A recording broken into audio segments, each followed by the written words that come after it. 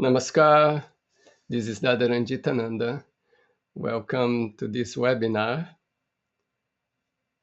Today is the class number 6,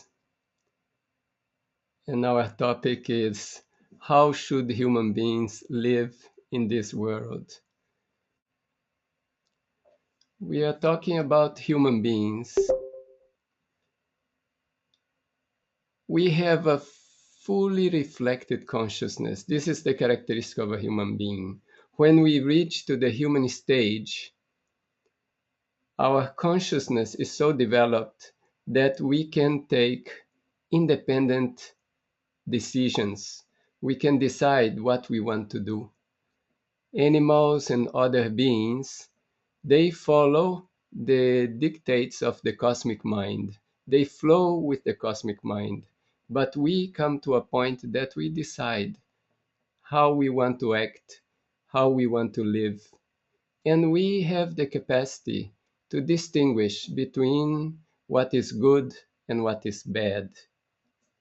Animals will follow their instinct.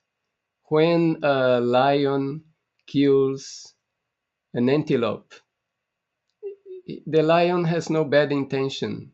The lion is just following its instinct. It kills to live, to eat. And that is the life of a lion. But when we come to human beings, we can decide what should we eat, what should we do. So what is good, what is bad? That brings the question, how to decide what is good and what is bad? Because it's a relative idea.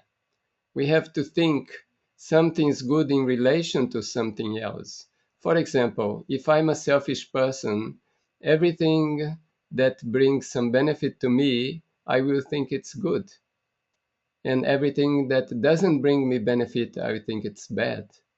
But how to decide? We are spiritualists. How should we decide what is good and what is bad? The good and the bad has something to do with the purpose of our existence. And the purpose of our existence is related to the purpose of creation. And what is the purpose of creation?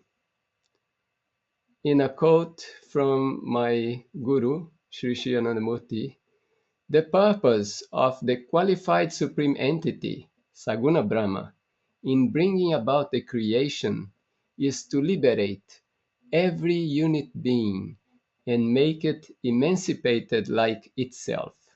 So the whole purpose of everything is to liberate. So our purpose to be liberated. We human beings appear in the last stage of the evolution only with the purpose to be liberated, to fulfill the purpose of Saguna Brahma. Saguna Brahma created everything to liberate the human being. So we come just to be liberated. Isn't that interesting to feel that we were born in this world just to get liberation? So we are living this life. The more we can accelerate our movement towards liberation, the best. Let's think about the creation. The purpose of creation is to liberate everyone. So how does it work? Okay, everything starts from Brahma. Brahma gets influenced, or let's say that Purusha in Brahma gets influenced by Prakriti. As we know, Brahma has two parts, Purusha and Prakriti. So Purusha is consciousness. Prakriti is the principle that qualifies Purusha. So Prakriti starts doing its work, qualifying Purusha. In the process, Buddhi Tattva is created. Then Aham Tattva is created. Then Chitta is created. And these are the three parts of the cosmic mind. So cosmic mind is the first thing to be created. In the process, of creation. So that's the extroversial phase of creation, from subtle to crude. So cosmic mind gets created, and after that, the five fundamental factors get created one by one. First ether, then air, then luminous, then liquid, then solid. This is all the work of Prakriti, qualifying Purusha. So Prakriti is doing its work, creating all the fundamental factors, and then it comes to the solid factor, which is the crudest of the factors. After that, when it reaches the solid, one main characteristic of the solid, which is very important here, is that solid factor can be divided. And that's when many unit beings get created. And starts the introversial phase, the returning phase. So the extroversial phase, the various factors get created, and the introversial phase, unit beings come into existence and start moving towards Brahma again. How do they move towards Brahma? Their consciousness gets a better reflection in their mind, because the mind develops. When the mind develops, it reflects more the consciousness. So let's say that a human mind can clearly reflect consciousness. Animal mind, somehow, plant mind, less, undeveloped beings, less. So now mind is basically expanding. When mind expands, it can reflect more consciousness. So in this returning phase, in this the progress, body changes to accommodate a more developed mind. So bodies get developed. Now we reach human body, but human body is also in evolution. Human body is becoming more evolved. It has changed throughout the ages, and in the future it will change more. Maybe the head will become bigger because the brain will become more important, will become more capable. The brain is the vehicle of the mind. If the mind is more developed, it needs a better vehicle. So human beings will also evolve. But even at the stage we are, we can do sadhana. We can do this process of meditation, a spiritual process, to reach to Brahma again. And that's why we are the last stage in this evolutionary ladder. Means after human, the next one is to merge in Brahma. So now, let me put you a question. The question is, what is the purpose of creation? The first one is, it's just a cosmic play. Yes, it is a cosmic play, but the question is, what's the purpose? If we just say it's a cosmic play, we are not adding the purpose to it. So it's not a wrong thing that it's a cosmic play, but it's not just a cosmic play. It has a purpose.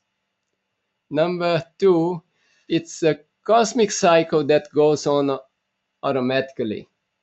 Well, it does seem to us that everything is moving automatically, that the planets are going around the sun in an automatic way, the sun is rising every morning, that's automatic. But it's not that automatic. There is something behind it. Everything happens because there is a mind. Imagine our body.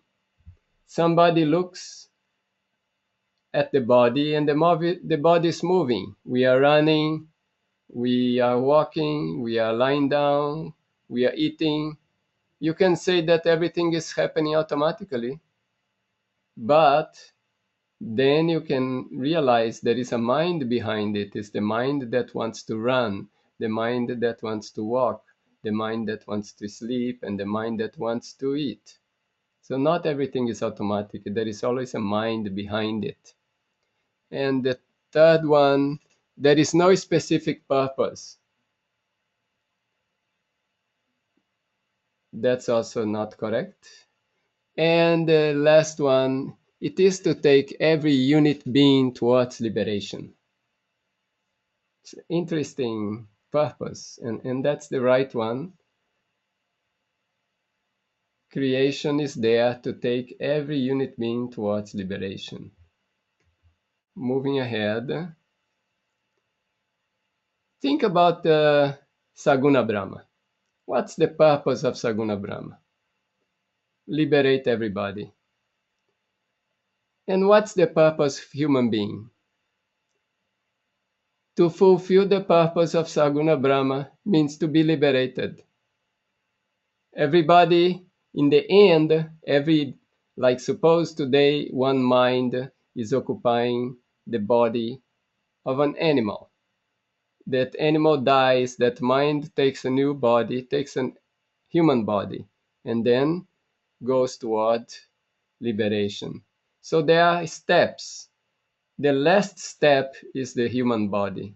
So a mind needs to come to a human body and gets liberation.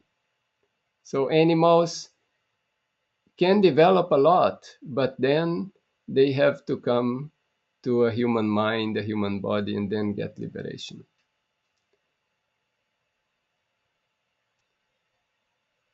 To get liberation, we have to do something.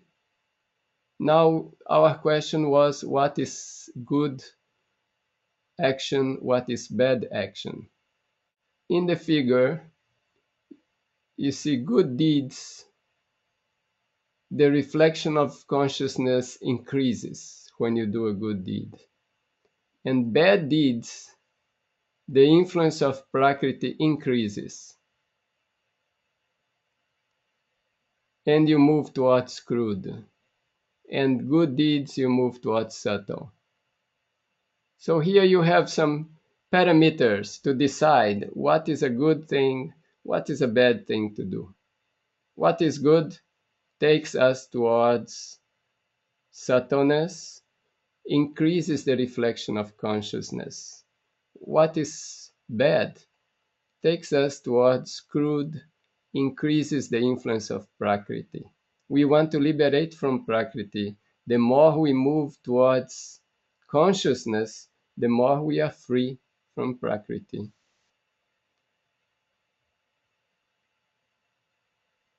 I just reorganized the picture and I added this word, Uttama Karma. Karma means action, Uttama means the highest, the good ones, the good deeds. There are two characteristics of a good deed. One, it's not against the laws of Prakriti. And two, takes us to the supreme rank, take us to the supreme consciousness. If we do something against the law of Prakriti, what happens? It means that we do an action and then we get a punishment from Prakriti. That's the reaction. So we act, we get a reaction. The reaction comes because we are doing something against the laws of Prakriti. How not to get a reaction? There is a meditation technique how we don't get a reaction. The second lesson of the Ananda Marga system of meditation is a way that you act but you don't get a reaction. Why do we get a reaction and who gets the reaction? Last time we were discussing that unit consciousness is not affected by action and reaction because it is the mind which is acting. And the I that acts is the aham tattva. So the ego is thinking, I am acting. I am acting, I get a reaction. That's what is in the mind is what is happening. If I think I'm acting, I'm getting the reaction. So ego is thinking, I do, ego gets the reaction. How to avoid the reaction? Change the ideation. And what should be the ideation? We have seen in this philosophy course that everything is Brahma. Every object is an expression of Brahma.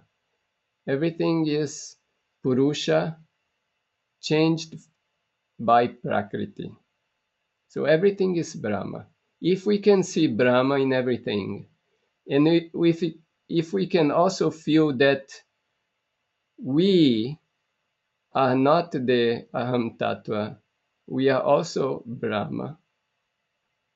So we are Brahma, the action is Brahma, the objects involved in the action are Brahma, the people in the action are also Brahma. So who is acting? Only Brahma is acting. So far, we can conclude that in an intellectual way, yes, only Brahma is acting. That is an intellectual understanding. Now we have to translate this intellectual understanding something practical, that when we are acting, we are really having that ideation, and that's not easy. But with the method, and the method, who gives the method? The method is given by the spiritual teacher, by the guru. So the guru stands behind the method. When the guru gives a method, the guru gives also a certain energy or a certain Shakti, let's say, with that method. So by applying that method, we are basically taking the help of the energy that the Guru put into that. So it makes easy for us to get that ideation with the help of the energy of the Guru. So it is a special technique, the second lesson, second personal lesson in the meditation system of Ananda Marga, that gives us that possibility, that capacity to develop that ideation when we are doing something. And that avoids that we go against the laws of Prakriti in our actions. If we don't go against the laws of Prakriti by following the flow of consciousness, then we don't take the samskaras, which are the reactions. And at the same time, by creating this ideation in the mind, we are moving towards the supreme rank. So good deeds, what's a good deed? Takes us to the supreme rank, does not go against the laws of Prakriti. The good deeds are based or created by Vidya Maya, by the influence of Vidya Maya, and the bad deeds by the influence of Avidya Maya. These are like two forces in our life. Vidya Maya affects our mind in a way that we do good deeds, and Avidya Maya, this force called Avidya Maya, affects our mind in a way that we do bad deeds. Let's see how these two forces work. Vidya Maya works with the help of two things. One is called Viveka, the other one is called Vairagya. Vivek is the capacity to know the good from the bad and do the good. This capacity, if we look back in our history, there have been many saints and sages and prophets and holy people that attracted thousands of people to them, and these thousands of people wanted to ask them how they should live in this world, what they should do, what they should not do, to take different types of advice. These people had this Vivek very developed, but we can also have it. We can also have very developed this capacity of discrimination so that we know I should do this and I should not do that. And it's not so difficult. If something increases our reflection of consciousness, decreases the influence of Prakriti, I should do. So let's see simple things, things that we do every day. I'm going to have a meal, I'm going to eat. So now I can choose which food to eat. Animals, some animals are meat eaters, some animals are vegetarians. They are born like that. They don't have to decide. A cow doesn't have to decide, I'm going to become vegetarian. Naturally, it's vegetarian. A lion doesn't have to decide, I'm going to become vegetarian. Oh, I'm going to eat meat. The lion will eat meat naturally. Now we are human beings. We are going to eat. We can decide, should I eat meat or not? Should I eat vegetarian or not? What should I eat? Now we have to develop our capacity of discrimination. We have to think why I should eat meat or why I should not eat. So we can, oh, meat has protein, this, that, but we are spiritualists. You can say meat is a very good food. Yes, it gives lots of protein. But as a spiritualist, I'm not interested in the protein thing. I'm interested in doing something that will enlarge my mind, that will free me from the influence of Prakriti. Now, what happens? We have to analyze which guna of Prakriti is dominating in meat. Meat is a dead animal. The main guna that is working there is the tamoguna, static force. There is a lot of static force. If I eat the meat, yes, I will get the protein, my muscles will develop, I will be strong, but Prakriti will be able to hold me more. Means I will increase the influence of Prakriti over me. I don't want that. I want to be free from Prakriti. So this Vivek, this discrimination capacity, will help me to choose different activities that I do in my life, how I should do it. Simple things like, I'm going to listen to music. So what music should I listen to? I have to find out what music has more sattva guna, means more subtle, and less crude. Crude, the crude vibrations of the music may influence me and increase the influence of Prakriti. So I don't want that. So that's discrimination. The second aspect is Vairagya. Vairagya, if we read Eastern philosophy, we'll always read that Vairagya means detachment, somebody who, like the sadhus in India, they walk on the streets, they don't have anything, no attachments, they are completely free from any connections. And people say, yes, he's following Vairagya. But our interpretation is different. In fact, you will find that many of the interpretations of Anandamurti are different from the interpretation of other teachers. So Our interpretation is that Vairagya is the proper use of things. It's not that you abandon the things, but you use it properly. I tell an interesting story. I heard it once. There was one of these sadhus in India, it means this holy man, and he didn't have anything. The only thing he had was a cup. And this cup he carries with him all the time. He begs with the cup, eats with the cup, and he goes around from city to city, town to town, feeling that he's completely detached. He arrives in one town and he hears that in that town there is a saint living there. So he thinks that, oh, I should visit this saint. And he goes to the house of this saint.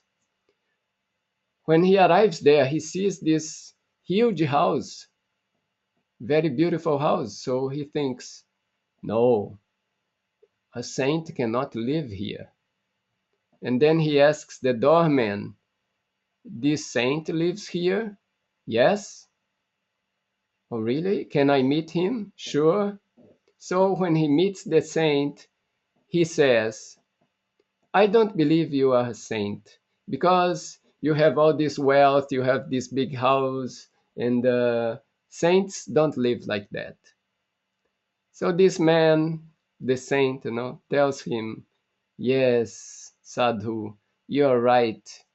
I shouldn't have all this big house. I should just leave it. Let me go with you. Let's go on a pilgrimage together. Let's go just now. And they both leave the house. After walking for about half an hour, then the sadhu says, oh no, I have to go back. And the saint asks him, why? Oh, I forgot my cup in your house, so I need to go back to get it. Then the other one says, you see, the difference between us is that I may have this big house and all these things, but I'm not, I use it and I'm not attached to it. But you have only this small cup, but you cannot let it go. You are attached to it. So now we can have things, but the point is use the things in the proper way.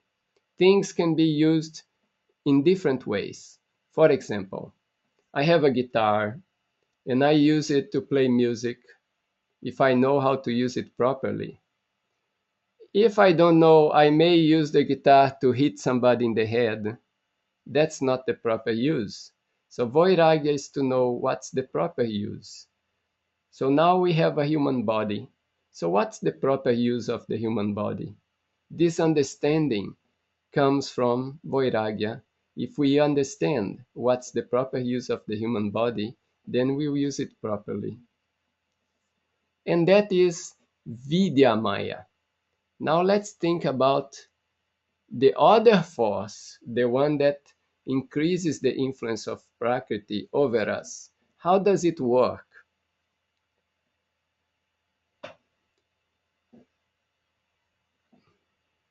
It works using the 6 internal enemies, which is the Shadripu, to dominate our mind. Which are these enemies? The first one is longing for worldly pleasure and objects. Our mind wants worldly pleasures, wants objects, and that is kama. We have heard much about this word kama. There is even this Kama Sutra. The thing is, if mind gets attached to physical objects, physical pleasures. The second one, anger. Anger is an internal enemy, doesn't allow us to be free from Prakriti. So every time we become angry, know that that's Prakriti pulling you down. That is anger. From inside, it's working and keeping you down. That's krodha. The next one, avarice or greed, lobha. You want more and more attachments that keeps you under bondage. The next one is moha, attraction. You are being attracted by different objects. Maybe you are going to the collective meditation today, so you're walking there. But then you see something on the way and you decide to do that. Means you got diverted by the attraction for something else. Maybe you met somebody that attracted you very much and you went in that direction. Or maybe there was a nice ice cream shop and then you wanted to go there. The next one is vanity. And the number 6 is matsarya or envy. So these are the internal enemies.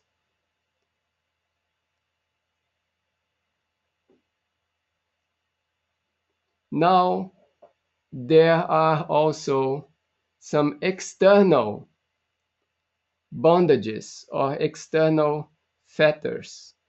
There are 8 in number, and that's called the Ashtapasha. That is also the way Avidya Maya is working on us.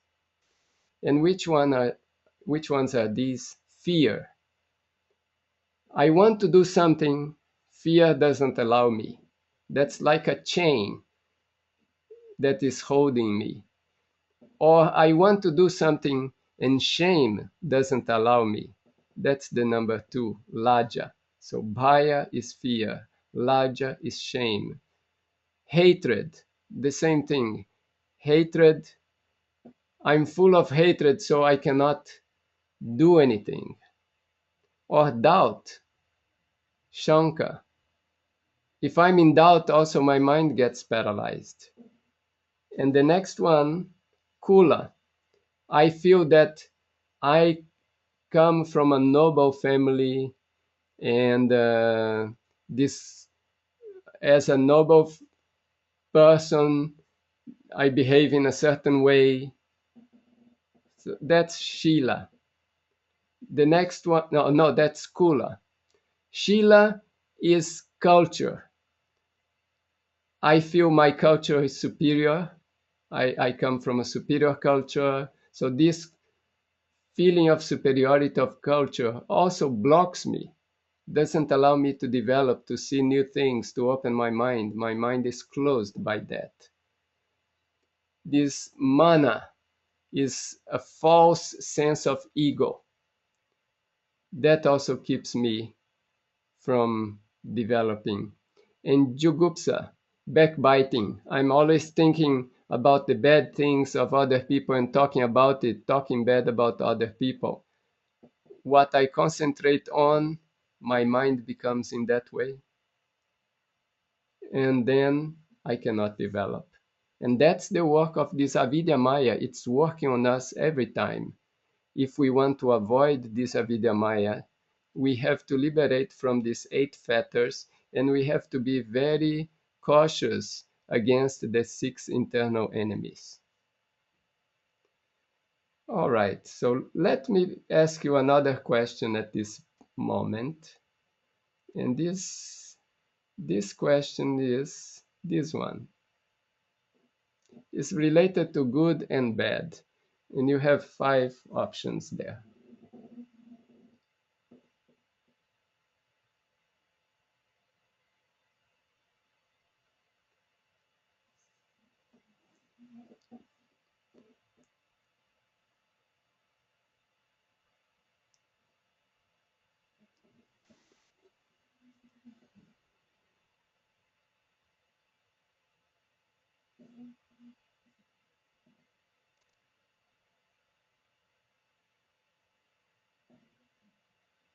Okay, most of you have voted yes. Okay, so I close it. I share with you.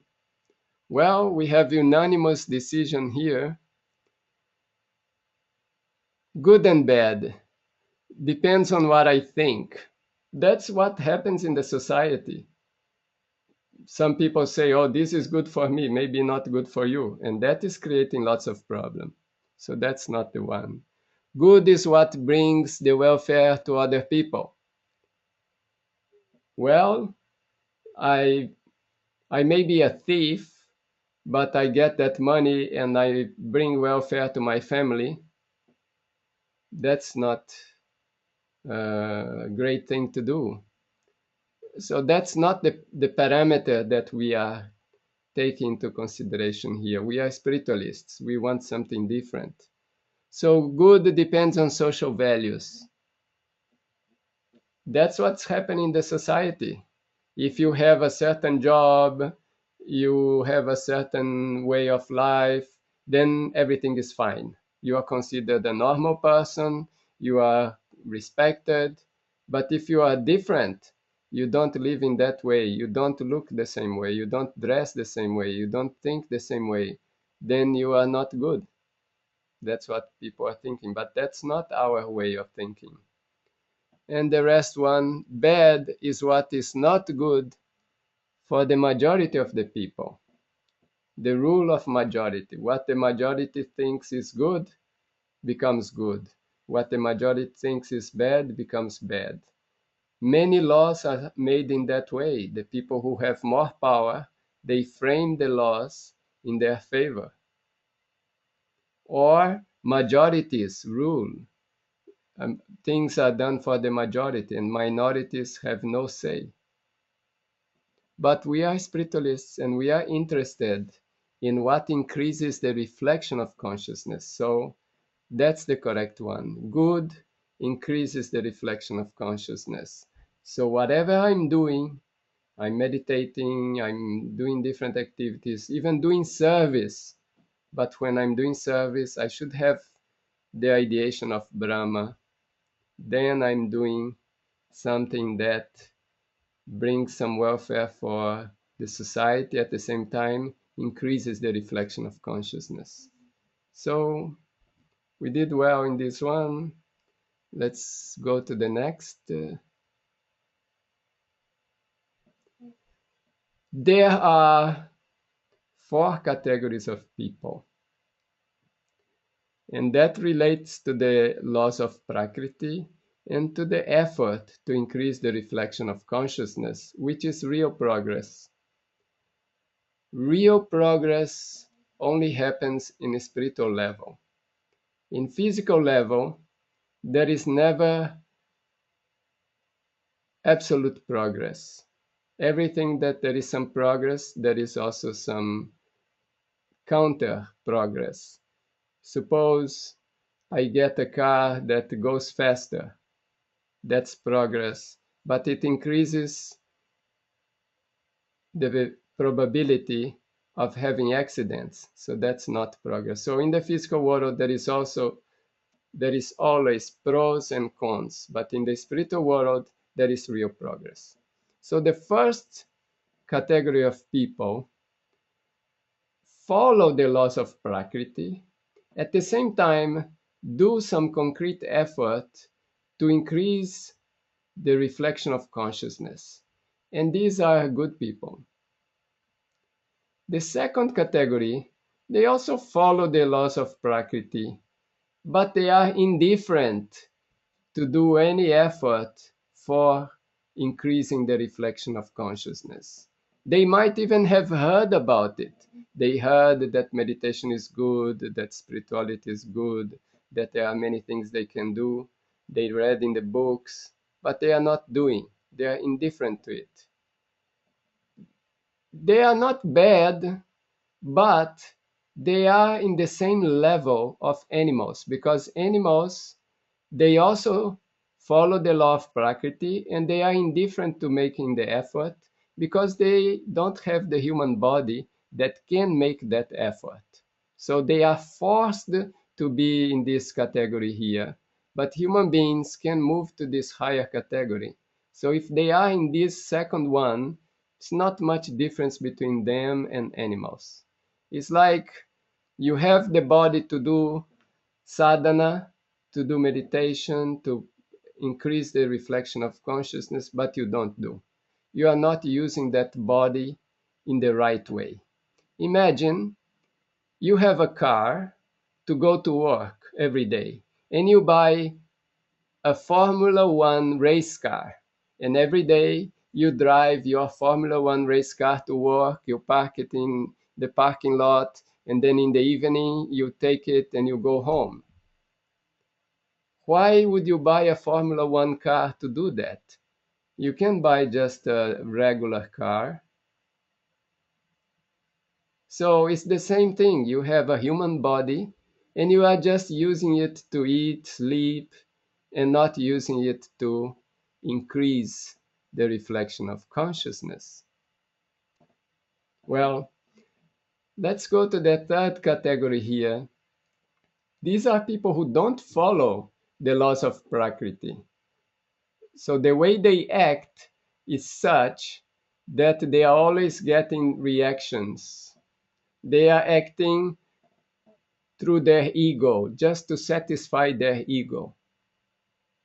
And that is creating problem for them. At the same time, they don't do anything for increasing the reflection of consciousness. These people are of low category. Then the last, they don't follow the laws of Prakriti, and they are also moving toward the degradation. What is this degradation? If I'm living just like an animal, means next life, I don't need a human body, animal body should be enough.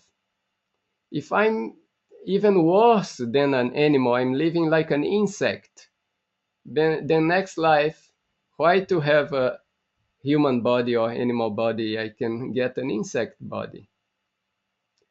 These people who are moving toward degradation, they are lower than lowest, means they are worse than animals. We should be on this category, number 1, plus if we are in that category and we know it, we are conscious of that, we should also use our energy to elevate everybody to that category, because that's what one human being is for. We are supposed to be on the first category. We are all supposed to be enlarging our reflection of consciousness. When society gets very developed, maybe everybody will be practicing meditation. Everybody will be working to increase their reflection of consciousness. Just because we start doing that, it doesn't mean that in one life we can already reach. But if we really put effort, yes, we can reach in one life.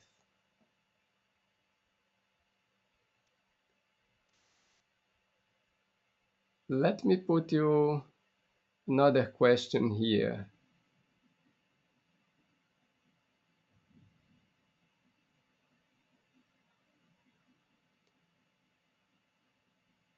Let me wait. Let me go ahead first. Let me talk about action and reaction. We are always acting. When we do something, there is a change in our mind. It means the mind gets distorted. The reaction is to bring the mind back to normal. So there is always action and reaction. Actions can be mental or can be physical. Physical actions utilize the mind and the indriyas, and mental action happens only in the mind. And the mind is acting, gets the reactions. We know we have lots of reactions to exhaust. And every human being is thinking, how can I avoid these bad things that can come to me? But these bad things are not really bad. Maybe at the time it looks bad, but it is basically liberating our mind. These samskaras, these reactions coming, in the end they are good. But suppose we want to avoid it. What can we do to avoid it? Some people think that if I do a lot of good actions, then I can neutralize the bad ones. Means bad minus good, zero, I'm fine. Doesn't work in that way. You did something, you have to get the consequence. You did something good, you get something good. You did something bad, you get something bad. The thing is this, that good is relative because the real good is what is taking us to spirituality. So this concept of I do something good and then I get something good, oh, I'm happy I got this, it's not liberating me. That is not what we mean really by good action. What we mean by good action is it is taking me towards increasing my reflection of consciousness. Suppose I get a lot of money in the lottery. Oh, I'm so happy. I must have done some good action in my last life so that now I'm getting all this money in the lottery. Is it good getting the money in the lottery? Maybe the person will not think about spirituality anymore because we'll be busy spending the money. Was that really good? Another thing we do, we look for some astrologer, somebody who can give some stones to us or change the stars so that we can not get a reaction from our actions. But the only thing that can happen here is to delay or to change the way the reaction happens. We still have to go through the reaction. In fact, meditation can accelerate and can also change the way reactions come to us. It does it in a good way so that those reactions, we can exhaust them quickly and they will not destroy us. Some people blame God. Oh, so many things are happening bad to me. That's your fault, my God. That doesn't help. Whatever is happening to us is what should happen. Or we pray to God, give me this, give me that. It's like we are asking always a favor and we are thinking, God, you have deprived me of what I deserve to have a good job. That's why you are not giving me the good job. Or some people are praising God, but that's just flattery. None of these help. So, what are we supposed to do? What should we really do? What do we want? We want to increase our reflection of consciousness. So, we have to think about consciousness. How do you think about consciousness? You don't think that I am this ego here. You think I am that infinite. I am that supreme consciousness. So I am that is the work of the mantra. The mantra or the technique of meditation reminds me that I am not this small one. I am that great one. I am that infinite one. So devotion is that love for the consciousness so that we think about it all the time and we concentrate on it and we always think of it. So that is devotion. That's the way to go because mind becomes the way we think. If we think in a certain way constantly, that's how we are going to become. And now we want to increase the reflection of consciousness. We have to think about consciousness as much as possible in our day-to-day silent meditation practice and during our day, seeing the consciousness in everything, seeing that everything is nothing but consciousness modified by Prakriti. If we can develop that awareness, our life will change. So now I'm going to ask you the question, how to live in this world? Live and let live. Sounds nice, but it's not the real way for a spiritualist. Be honest and don't harm anyone. Many people think like that. Oh, I'm honest, I don't harm anyone, everything is fine. But it's not enough because we are not increasing our reflection of consciousness. Live a simple life in contact with nature. Sounds nice, but we are not increasing our reflection of consciousness. Maybe in the real world, we are living a simple life and we are living in contact with nature, but other things need to be there, something to increase this reflection of consciousness. And practice yoga, eat healthy food, and be honest. It is partially correct. If we take yoga in its entirety, in a complete view of yoga, which yoga means to merge the unit consciousness with the cosmic consciousness. If we take it in that way, then we can say, yes, this is correct. It's a correct answer. But the way yoga is taught nowadays in the various schools or studios, in the general society, people are just doing parts of yoga. And even the people who do a deeper yoga, they don't really understand where they want to reach. Even Patanjali, which is considered like the master of yoga, and everybody who is deep into yoga goes into Patanjali.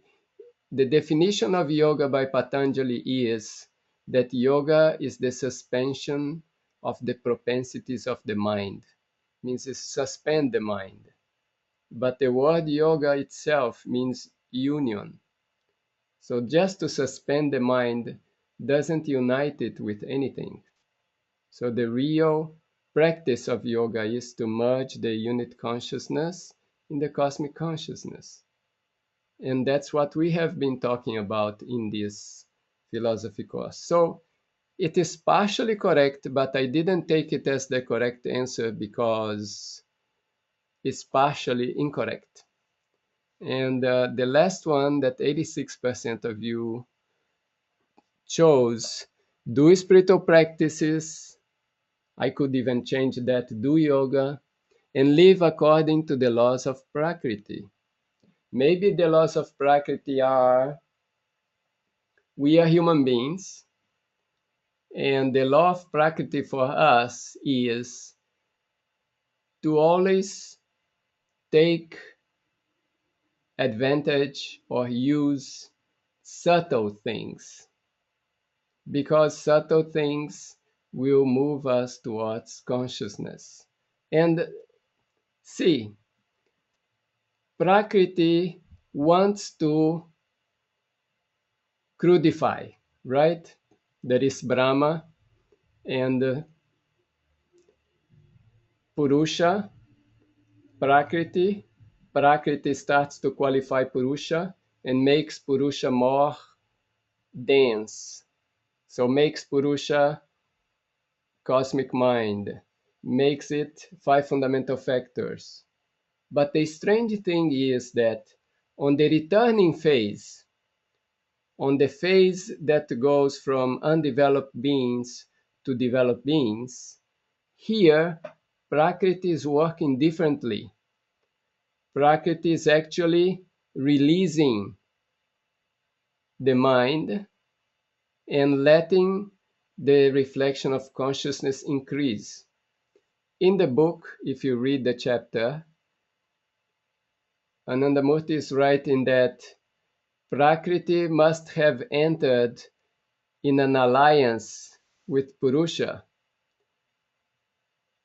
so that in the returning phase, it releases the consciousness. Because normally it should qualify the consciousness, but In the returning phase, it's releasing it. It's doing the opposite work. So Anandamurti mentioned like this in the book that Prakriti must have entered in an alliance with Brahma or with Purusha so that it will release Purusha in the returning phase. So what is the law of Prakriti for us humans? That's the Dharma. If we follow our Dharma, we are following the law of Prakriti for us. If we follow animal Dharma, then we are going against the law of Prakriti for human beings. So there is a Dharma for every being. There is a Dharma for the human being. And if we follow our Dharma, then we will be flowing according to the laws of Prakriti. Let me just do a summary of what we talked today. So basically, today we were discussing how human beings should live in this world. And in simple terms, we should be living in such a way that we increase the reflection of consciousness and we decrease the effect of Prakriti. So I have two questions here. One was, what are some of the laws of Prakriti? I mentioned already. The other one is, it's not 100% true that Saguna Brahma does not break the laws of Prakriti. Well, Saguna Brahma is a Mukta Purusha. Mukta Purusha is someone who was free from the influence of Prakriti, but decided to be under the influence of Prakriti for a predetermined period with the intention of helping others to become Mukta Purusha, means liberated consciousness. So Saguna Brahma is a Mukta Purusha. So a Mukta Purusha was already free from the influence of Prakriti. So a Mukta Purusha can do things that apparently are against the law of Prakriti. For example, one thing a Mukta Purusha can do.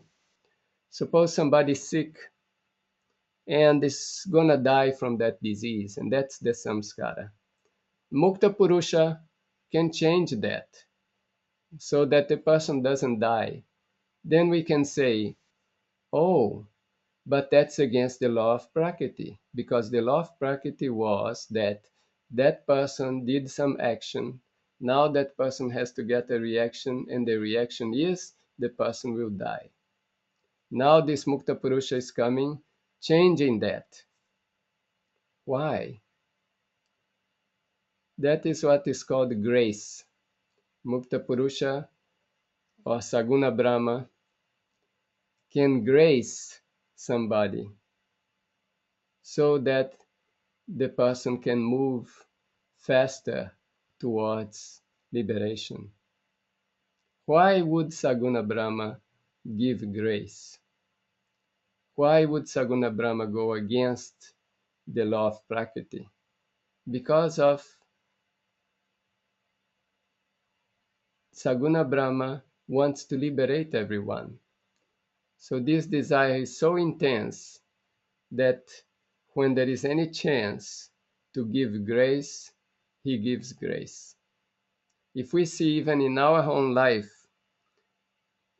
things that happened to us that brought us closer to spirituality, that helped us in different situations where we thought that everything was lost, but then something happened and changed